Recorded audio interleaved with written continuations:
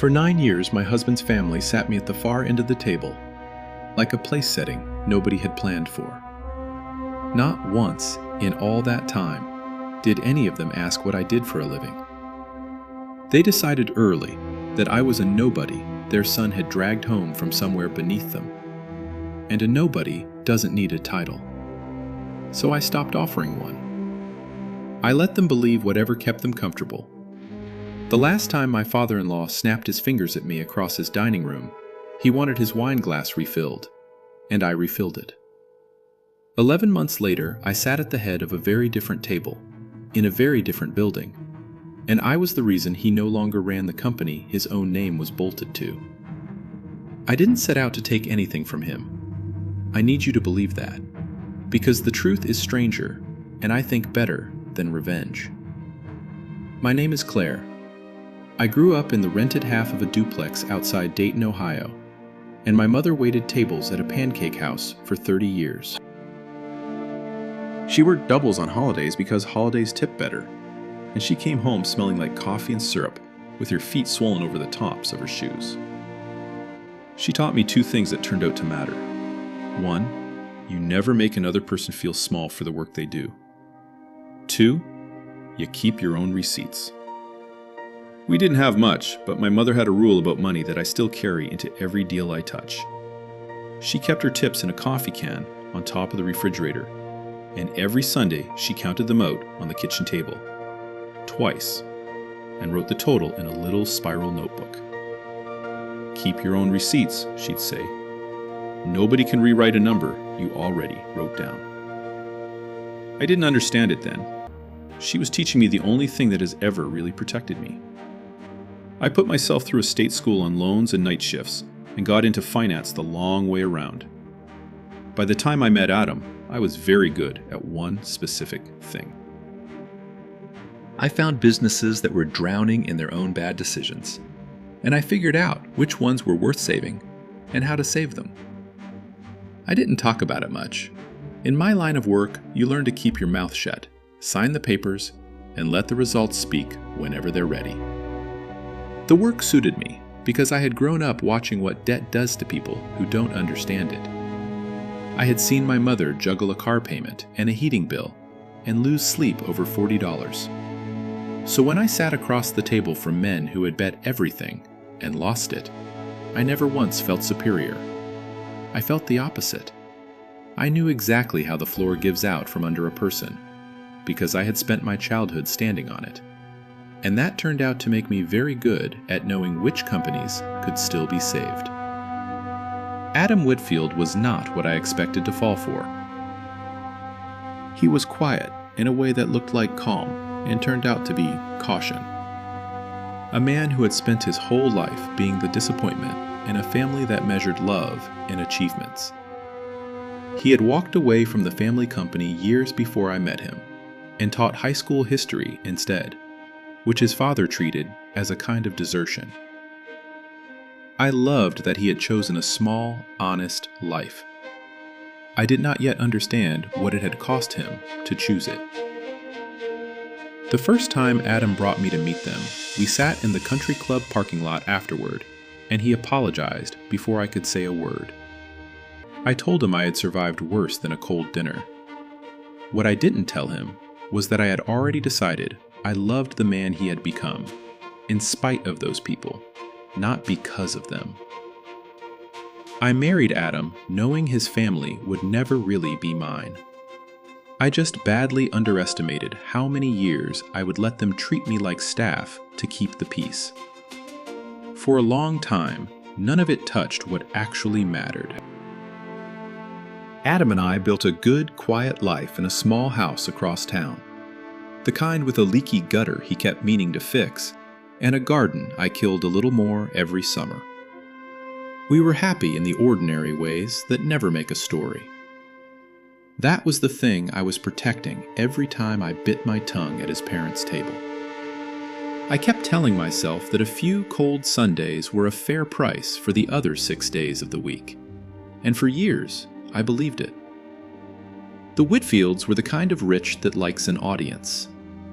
Gerald, my father-in-law, had built Whitfield Manufacturing into the biggest employer in the county, a plant that turned out precision metal parts you'd find in commercial buildings all over the Midwest.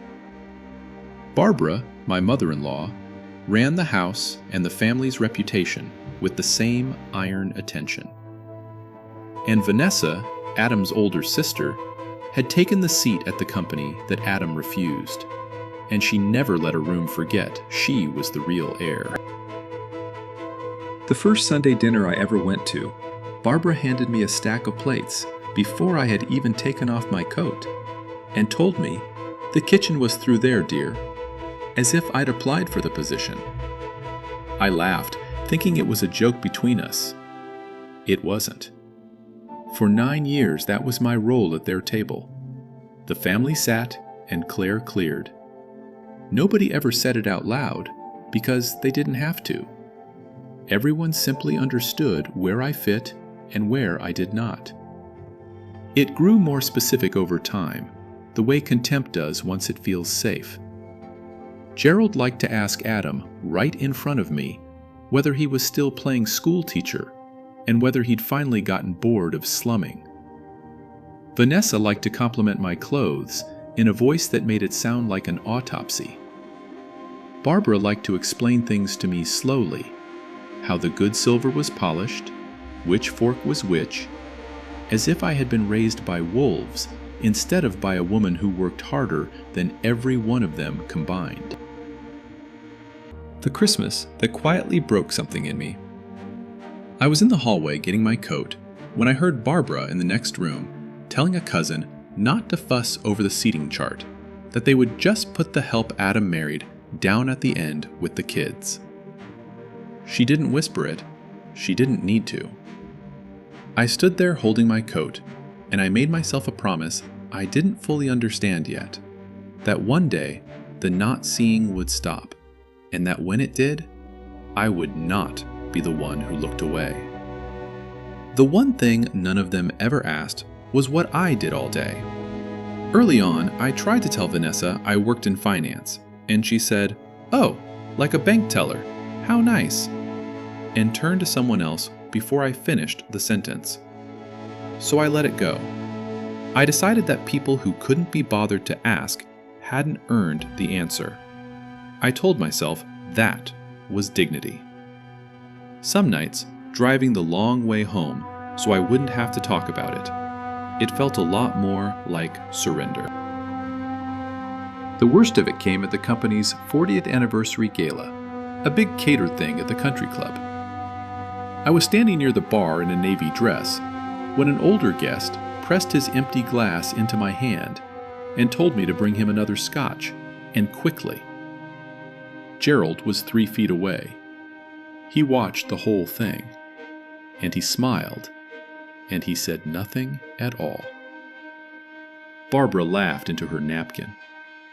I carried the glass to the bar, set it down, and went to the restroom, and stood there breathing until my hands were steady again. The only real kindness I got that whole night came from a kid clearing glasses in a catering vest, maybe 19 years old, who caught the look on my face and quietly set a fresh glass of water on the counter beside me. "Long night," he said, not knowing the half of it. I thanked him and meant it more than he could have guessed. My mother had worn a vest like that one for 30 years. I have never felt more like her daughter than I did standing at that bar, and I have never been prouder of anything in my life. Adam found me there. He was furious, but his fury had nowhere to go, because that was the thing about Adam and his family. He could be angry for me in the car on the way home, could apologize 100 times over, but at the table he shrank back into the boy who had learned that the safest thing to do around Gerald was disappear. I didn't hate him for it, but I started to understand that if anyone was ever going to defend my worth in that family, it would have to be me. And I would have to do it on my own terms. Here is what the Whitfields never knew, because they never asked. By the time I married Adam, I was a partner at a private equity firm called Meridian, and I ran the part of it that bought troubled industrial companies, fixed them, and made them worth something again. I had turned around a dozen businesses that everyone else had already written off for dead. I was, in the specific world I worked in, exactly the kind of person Gerald pretended to be at his own dinner table. I simply never advertised it. I want to be fair to Gerald, because the truth matters more to me than the grudge. He built something real. He also started as a stock boy on his own father's shop floor, a machinist's son who reinvented himself into a man with monogrammed cuffs and a horror of anyone who reminded him where he had come from. Somewhere across those 40 years, he stopped listening to a single soul. And a man who stops listening, in my business, is a man who is about to make a very expensive mistake. Gerald made several. He borrowed heavily to build a gleaming new headquarters he didn't need. He bet the company on one giant contract and let his best people walk out the door rather than share the credit. When the contract fell through, the debt did not care about his monogram. Whitfield Manufacturing, the pride of the whole county, quietly breached the terms of its loans, and the bank that had smiled at Gerald for decades started quietly looking for the nearest exit. I knew none of this yet. I only knew my in-laws still expected me to clear the plates. It landed on my desk on a Tuesday in March. One of our analysts flagged a distressed mid-size manufacturer in Ohio, the exact profile we hunted, drowning in debt a lender wanted off its books. He slid the file across the table, and I read the name printed at the top, and the room went strange and quiet around me. Whitfield Manufacturing. My husband's family. The company with the long dining table where, for 9 years, I had gotten up between courses to clear the plates. The first thing I did was stand up, walk into the office of David Cho, our managing partner, and tell him exactly who these people were. That is the rule, and it is not optional. You disclose the conflict, you get walled off, and you do not touch the deal. David built an ethical wall around me that same afternoon.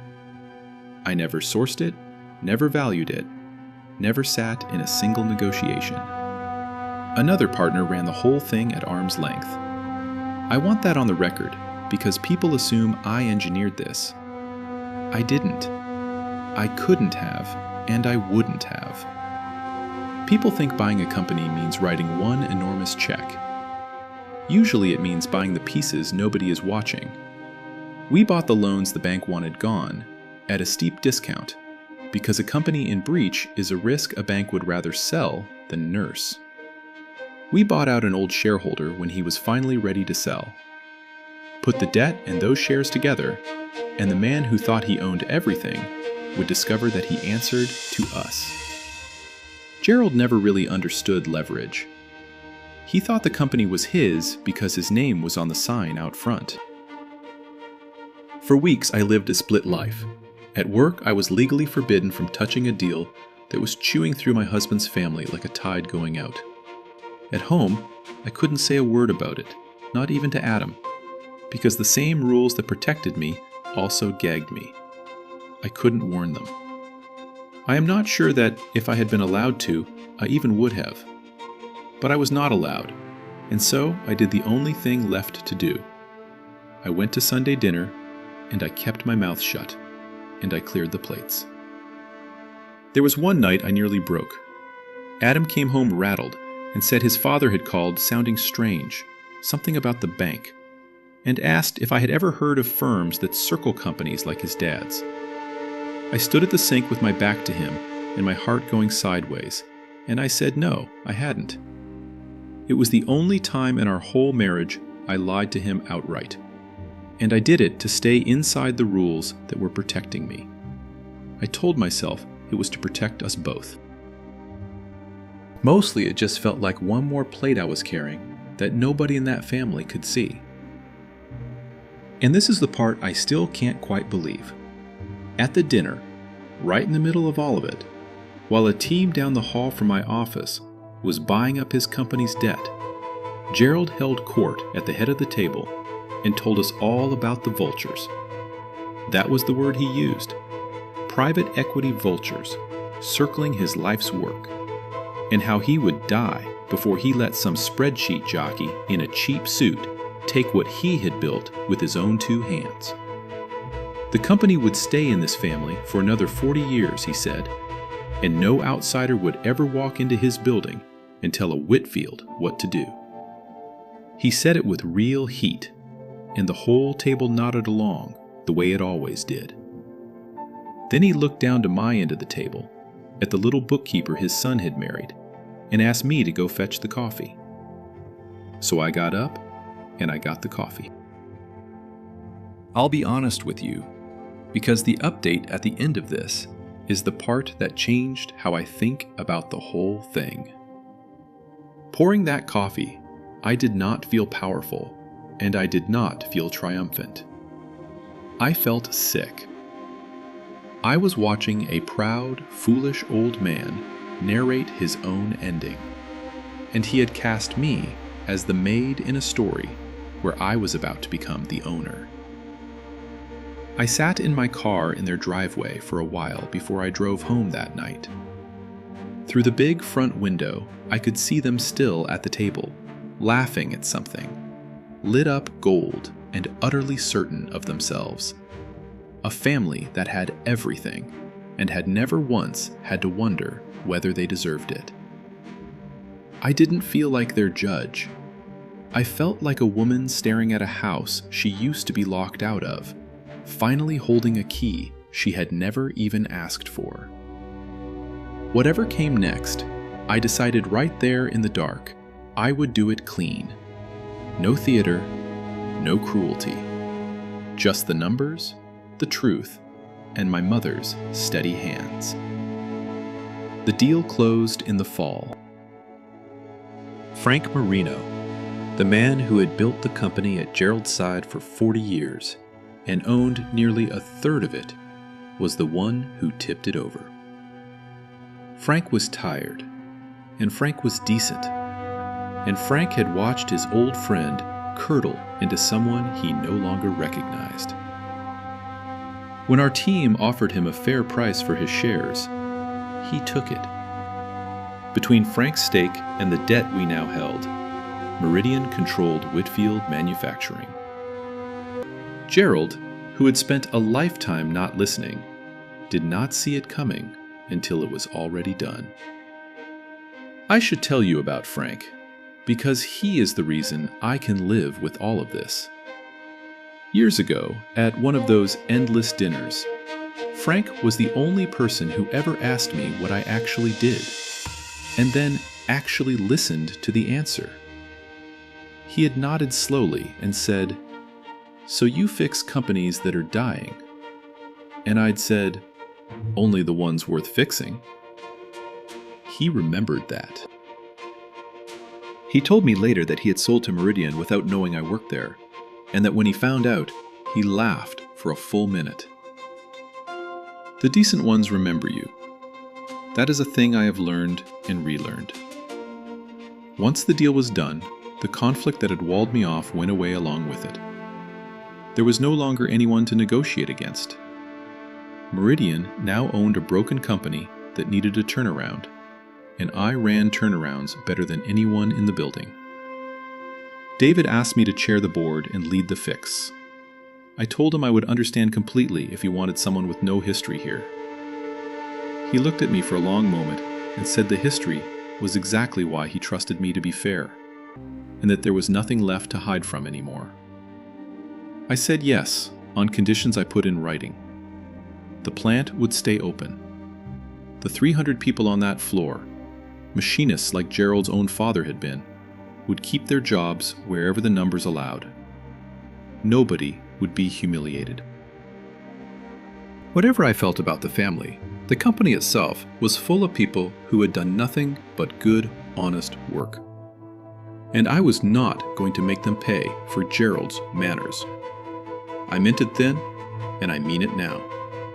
That was the one line I would not cross. And it is the reason I can tell you this with my head up. The hardest conversation of my life was the one with Adam. I had carried the secret for months, legally unable to share a word of it. And now I sat him down at our own small kitchen table and told him everything. That my firm now owned his father's company. That I was going to be the one running it. That I hadn't planned it, couldn't have stopped it, and wasn't going to walk away from it now. I watched his face and braced for him to ask me to give it all back for the sake of some piece that had never once included me. He didn't. Adam was quiet for a long time, the way he always got, and then he reached across the table and took my hand. He said that for 9 years he had watched his family treat the strongest person he had ever known like a piece of furniture, and that he had hated himself every single time he let it happen. He said, "For once in your life, don't clear the plates. Sit down. Let them see you." Something in him straightened that night that had been bent since he was a boy. Whatever else this cost us, it gave me back my husband, standing all the way up. The board meeting was on a gray Thursday in the good conference room at the plant, the one with Gerald's portrait on the wall. He did not know I was coming. He thought he was there to meet the new owners and plead his case, still certain that charm and 40 years would carry him through one more time. He had heard the name Meridian by then. It meant nothing to him. Why would it? He had never once asked where his daughter-in-law went to work. Barbara sat beside him in her pearls, and Vanessa sat with her chin up, ready to defend her title. Then the door opened, and the new owner's representative and incoming chair walked in, and it was me. I have replayed the next few seconds more times than I would like to admit. Vanessa's mouth opened, and nothing came out. Barbara went the color of the tablecloth, and Gerald, who had never once asked me what I did, finally understood that he had been asking the wrong question for 9 years. Nobody spoke. I set my folder on the table, sat down at the head of it, and did the thing my mother taught me. I was unfailingly, professionally polite. Gerald tried, once. He found his voice about 10 minutes in, cleared his throat, and started into the speech I had heard 100 times. The one about 4 decades of sweat and what a handshake used to mean in this town. I let him finish, because my mother taught me that too. Then I said quietly that I respected everything he had built, and that respect was the exact reason the people who had built it alongside him were going to keep their jobs. The decisions from here, I told him, would be made by the people who now carried the risk. He never did find the second half of the speech. That, it turns out, is the coldest thing a person can be. I did not gloat, I want you to know that, because I had imagined gloating for 9 years, and when the moment finally came, it held no flavor at all. I ran that meeting the way I had run 100 others. I laid out the numbers, the debt, the breach, the terms, one clean page at a time. I explained, calmly, that the company would go on, that the workers would stay, and that the leadership which had driven it into the ground would not. I did not raise my voice once. The numbers did all the raising for me. Then I decided, very professionally, who kept their seat. Gerald was removed as chief executive, the way any owner removes the leadership that breaches its loans and torches its biggest contract. It was not personal. That, I think, was the part that gutted him most of all. That after everything, it wasn't even personal. Vanessa's vice president title, the one that came with a reserved parking spot and no actual duties, was eliminated in the restructuring, like the redundancy it had always quietly been. I signed both decisions with the same steady hand my mother used on her spiral notebook. I offered Gerald a consulting role, on paper, with no authority and a modest fee, mostly so a proud old man would not have to tell the whole county he had been marched out of the building with his name still bolted to the front of it. He took it. He did not say thank you, and I did not stand around waiting for one. Barbara never spoke to me again, which I confess I have somehow survived. Vanessa sent one very long email that I read exactly once and answered in 2 lines. The family that had spent 9 years deciding I was nobody had simply run out of table to seat me at. The part the family never understood is that the plant floor was glad. On my first walk through the shop, an old foreman named Luis Herrera stopped me by the loading dock and asked, careful and quiet, whether the rumors were true, whether the jobs were really safe. I told him the plain truth, that the company was solvent for the first time in years, and that nobody on that floor was going anywhere. He shook my hand with both of his rough ones. Frank Marino heard about that handshake and called me that night, laughing again, and said his old friend would have hated how right it all turned out. Here is what happened next, because I know that is the part you actually came for. 2 years later, Whitfield Manufacturing is profitable and quiet and boring, which in my world is the very highest compliment there is. All 300 jobs are still there, and a few dozen more besides. Luis Herrera runs the floor now. The gleaming headquarters Gerald overbuilt is half leased out to other companies, finally paying for itself instead of bleeding the place dry. The portrait came down during the remodel, and to this day, nobody has asked where it went. Gerald cashed his small consulting checks for a year, and then stopped coming in at all. I hear he tells people he retired. Once, near the end of that first year, he asked to meet me for coffee, and I went, because my mother did not raise me to refuse an old man a cup of coffee. He did not apologize. I don't think he owned the machinery for it. But he asked me, finally, what it was that I did.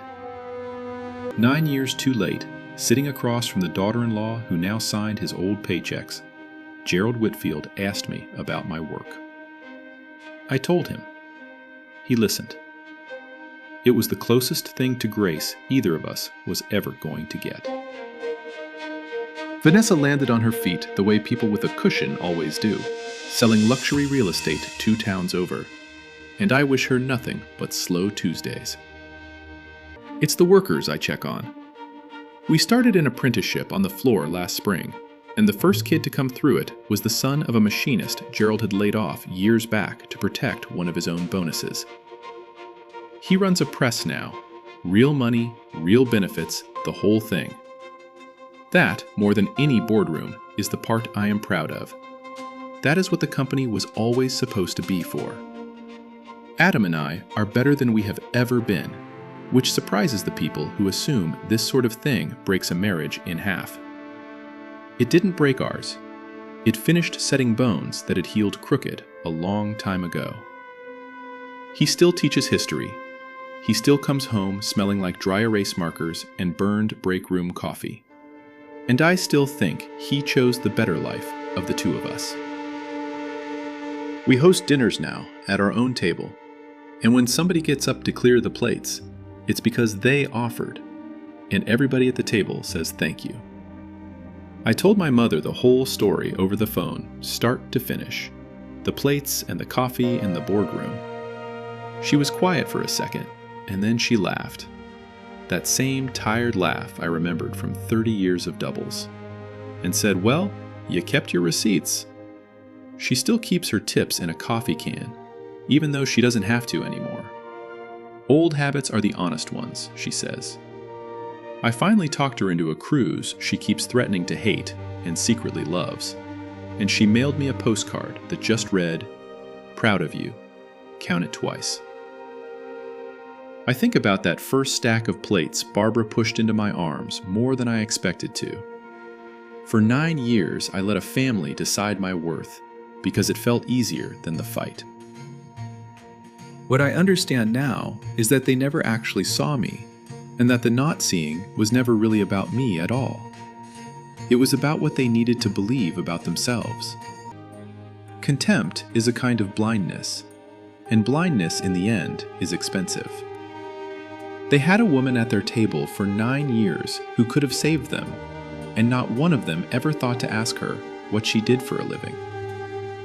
So let me ask you, because I have gone back and forth on it plenty myself. Was I wrong to take the chair, knowing whose company it was, even though I did every step by the book and saved every job I could? Or did they hand me that seat themselves, one cleared plate at a time, over 9 long years of pretending I wasn't in the room? I would honestly love to know what you would have done in my shoes. And I am always curious where you are all listening from. So if you feel like it, drop your state and your age and tell me whether you would have poured the coffee or walked out the door.